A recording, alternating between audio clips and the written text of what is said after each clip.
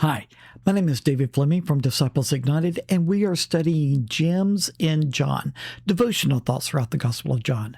Now, today we're still in John chapter 19, where we're studying about how Jesus died on the cross. Let me read to you John chapter 19, verse 41. At the place where Jesus was crucified, there was a garden, and in the garden a new tomb, in which no one had ever been laid. You know, when we think about the cross, we think of how Jesus suffered and he died for our salvation. But we also realize that this was a place where the women that had followed Jesus gathered together and they wept. The disciples of Jesus, they stood beneath the cross and they wept. It was a place of great sorrow. But so was the tomb. The tomb was a place where you put someone that is dead.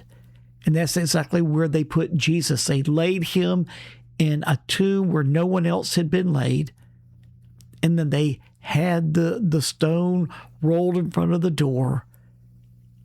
And there he lay, dead. It was a place of great sorrow. It was a place of weeping and wailing. But 3 days later, Jesus raised from the dead. And this is what I want to share with you today. The place of great sorrow became the same place of victory, of rejoicing. And the same can take place in our lives.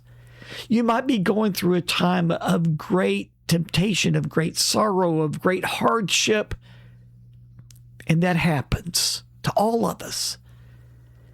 But that place can also become a place of rejoicing and victory. Because Jesus, who was raised from the dead, can take your situation and turn your mourning into a time of rejoicing. So I want to encourage you to put your trust in Jesus. He is not dead, as the angel said. He is alive.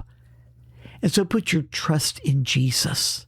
He overcame death, hell, and the grave. And he is well able to overcome all the things that are coming against you in your life and give you victory in your time of sorrow. So just as Jesus was raised from the dead and brought victory in a time of sorrow, Jesus can do the same for us and give us joy where there has once been weeping. Now, I want you to join with me again tomorrow because we have some more gems in the Gospel of John that we want to share with you. So see you then.